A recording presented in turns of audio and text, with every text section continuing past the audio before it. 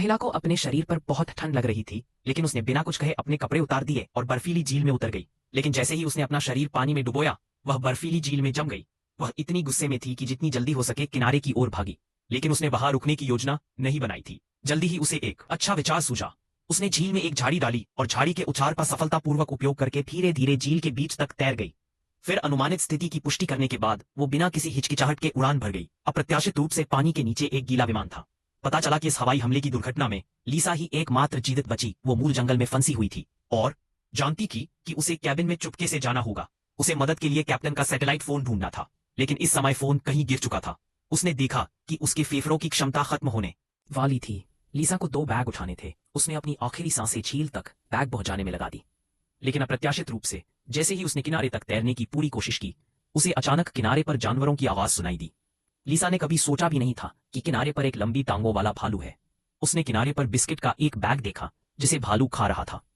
हाँ, लीसा गुस्से में आ गई और भालू पर चिल्लाई, लेकिन भालू को उसकी जरा भी परवाह नहीं थी। उसने उसे एक ही सांस में खा लिया। उसने लीसा पर चिल्लाया भी। जब लीसा इस बारे में कुछ अवाक थी तो उसने अचानक देखा कि भालू किनारे पर पड़ी लाश के पास चला गया था। लीसा डर गई और उसका दिमाग खराब हो गया। वो भालू को केतली से मारने की जल्दी में थी, लेकिन भालू ने बस पलटकर उसे देखा। वो किनारे पर पड़ी लाश की ओर मुंह बढ़ाता रहा, लेकिन जल्द ही भालू पलट गया और चला गया, क्योंकि वो उतना सुंदर नहीं था। जब तक भालू उसकी नजरों से ओझल नहीं हो गया, लीसा ने गहरी सांस ली। इस त्रासदी को दोबारा होने से रोकने के लिए उसने सबसे पहले अपने साथी की लाश को दफना दिया।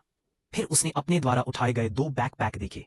उसे उम्मीद थी कि कुछ उपयोगी मिलेगा, लेकिन बैकपैक में जो इलेक्ट्रॉनिक उपकरण था वो पानी का पंप नहीं था, वो एक चार्जर था। ऐसा कुछ भी नहीं था जिसका वो इस्तेमाल करना चाहती थी। जब लिसा इस बारे में थोड़ी निराश हुई तो उसने अचानक पाया कि दूसरे बैकपैक में कुछ भी नहीं था और वो एक प्लास्टिक के बैग में कसकर लिपटा हुआ था।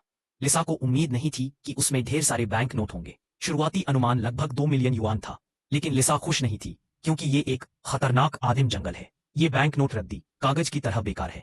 इसी समय लिसा को अपने बैग में एक दवा की शीशी मिली। हालांकि वो नहीं जानती थी कि वो किस तरह की दवा है, लेकिन वो शीशी एक अनमोल भंडार थी, क्योंकि इसका इस्तेमाल पानी की शीशी के रूप में किया जा सकता है। लेकिन इस बंजर प्राकृतिक पानी में बहुत सारे बैक्टीरिया जरूर होंगे। झील के पानी को उबालने के लिए लीसा को एक अच्छा विचार सूझा। उसने चश्मे को अवर्क गांच की तरह इस्तेमाल किया। उसने रद्दी कागज को जलाने के लिए सूरज की रोशनी का इस्तेमाल किया। अपनी उठती लौ को देखकर लीसा खुशी से उछल पड़ी। अब लौ को उबलता पानी पीने के लिए एक बर्तन की जरूरत। अब प्रत्याशित रूप से उड़ान भरने से पहले विमान एक बड़े पेड़ से टकरा गया। लीसा बिना कुछ कहते अगले जंगल में चली गई। उसे एक ऐसा विमान मिल ही गया जो पानी रख सकता था। समुद्र के टूटे हुए टुकड़े। उसकी कड़ी मेहनत के बाद आखिरकार उसने बर्तन का पानी उबाल लिया। अब लीसा को पानी पीने की चिंता नहीं करनी पड़ती, लेकिन बिना खाने के सिर्फ पानी पीना ही काफी नहीं है। पेट भरने के लिए उसने एक कान की बाली से एक साधारण मछली पकड़ने का कांटा बनाया, लेकिन कि उसे मछली पकड़ने का अनुभव नहीं था, इसलिए उसने काफी समय तक मछली नहीं पकड़ी। उसे एक मछली पर गुस्सा आ गया। उसने मछली को पानी में फेंक दिया। अचानक उल्टी होने लगी। पता चला कि यह फल जहरीले थे। इसी दौरान उसे अचानक याद आया कि इस जंगल में एक भालू रहता है। भालू को पता होना चाहिए कि जंगल में क्या खाना चाहिए।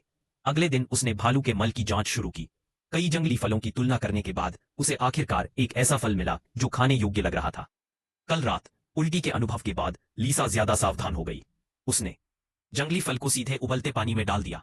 इस तरह उसने उसे ध्यान से अपने पेट में डाल लिया। जब वह झपकी ले रही थी तो लीसा को अचानक एहसास हुआ कि जंगली फल जहरीला नहीं था। इसलिए वो जंगल में दौड़ी और ढेर सारे जंगली फल इकट्ठा कर लिए। लेकिन मौसम अप्रत्याशित था। उसने आसमान में ढेर सारे जंगली फल इकट्ठा करने का इंतजार नहीं किया और अचानक तेज बारिश शुरू हो गई। लेकिन यह कोई बुरी बात नहीं है। उसने तुरंत बची हुई बोतलें निकाली और बारिश का पानी इकट्ठा किया। फिर वो बारिश से बचने के लिए एक पेड़ की टहनी के नीचे छिप गई। रात भर नहाने के बाद कई बोतलें भी भर गई। इस जीवन रक्षक पानी से लिसा को तुरंत एक साहसिक विचार आया। उसने एक बैकपैक लिया और जंगल में निर्जन जीवन जीने की योजना बनाई। मुझे नहीं पता कि इसमें कितना समय लगा। उसे अचानक जमीन पर एक पैरों का निशान दिखाई दिया। उसने सोचा कि जंगल में और भी इंसान होंगे, लेकिन जब उसने अपना पैर उठाया तो उसे जूते के तल्ले पर एक निशान दिखाई दिया। यह बिल्कुल पैरों के निशान जैसा ही था। पता चला कि वो रास्ता भटक गई और जंगल में इधर उधर घूमती रही। जंगल में फंसी महिला की दिशा जानने के लिए उसने खुद एक कंपास बनाने की योजना बनाई। उसने पहले बोतल में थोड़ा पानी डाला, फिर एक रुई के टुकड़े पर एक स्टील का तार रखा। आखिरकार उसने उसे बोतल में डाल दिया। जैसे कि उम्मीद थी, उसका कंपास काम नहीं कर पाया, क्योंकि इस स्टील की नीडल पर कोई चुंबकीय क्षेत्र नहीं है, इसलिए इसे बिल्कुल नहीं घुमाया जा सकता। लेकिन तभी उसे अचानक याद आया कि कुछ दिन पहले उसके साथी की कब्र पर एक घड़ी थी और उस घड़ी का पत्न एक चुंबक था। यह सोचकर लिसा जल्दी से अपने साथी की समाधि की ओर मुड़ी और घड़ी उठा ली। वो बक्कल पर लगी स्टील की नीडल से घड़ी को रगड़ती रही। जैसे कि उम्मीद थी, इतने घर्षण के बाद उसके कंपास में आखिरकार एक चुंबकीय क्षेत्र आ गया और वह सीधे दक्षिण की ओर इशारा करने लगा। दिशा पाकर लिसा को तुरंत जीवन की आशा दिखाई दी। उसने सोचा कि वो एक दिशा में जा रही है और उसे इस प्राथमिक जंगल से निकलकर मनुष्यों को ढूंढना है। हालांकि उसने इस जंगल के क्षेत्रफल को कम करके आंका।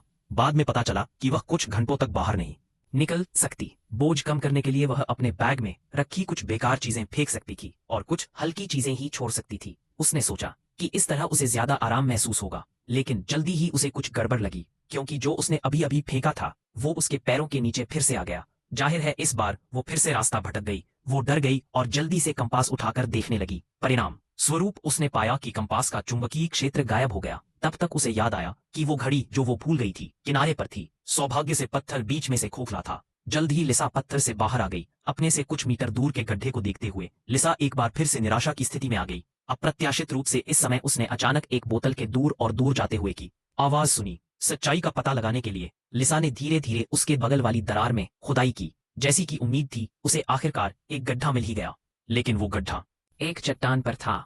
उसने चट्टान पर चढ़ने की कोशिश की, लेकिन नतीजा एक और दुर्घटना हुई। सौभाग्य से चट्टान के नीचे घना जंगल था।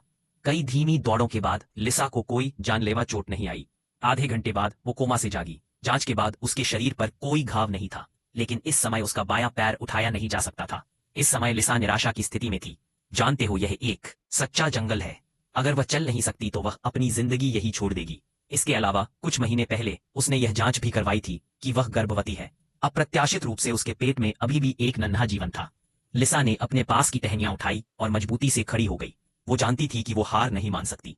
एक बार उसने उस नन्हे जीवन को छोड़ दिया तो वह पूरी तरह से निराश हो जाएगी। वो डालियों के सहारे कदम दर कदम आगे बढ़ती गई, जब तक कि उसकी ताकत खत्म नहीं हो गई और वह जमीन पर गिर पड़ी। इस समय उसे अपने बचपन की याद आई। उस समय वह क्या करना चाहती थी? दयालु पिता ने उसका भरपूर साथ दिया। अप्रत्याशित रूप से अगर उसके पेट में पल रहा बच्चा सफलतापूर्वक जन्म लेता तो वह उसके लिए एक सुंदर बचपन भी ला सकता था। लिसा ने खुद को जिंदा रखने की कसम खाई। इसीलिए इसी विश्वास के साथ लिसा आगे बढ़ी। थक जाने पर उसने आराम किया। भूख लगने पर उसने कुछ जंगली फल खाए। मुझे नहीं पता कि कितनी देर बाद लिसा क्या करे। आखिरकार एक नाले के पास पहुंची, लेकिन वो यहाँ नाले में फंसना नहीं चाहती थी।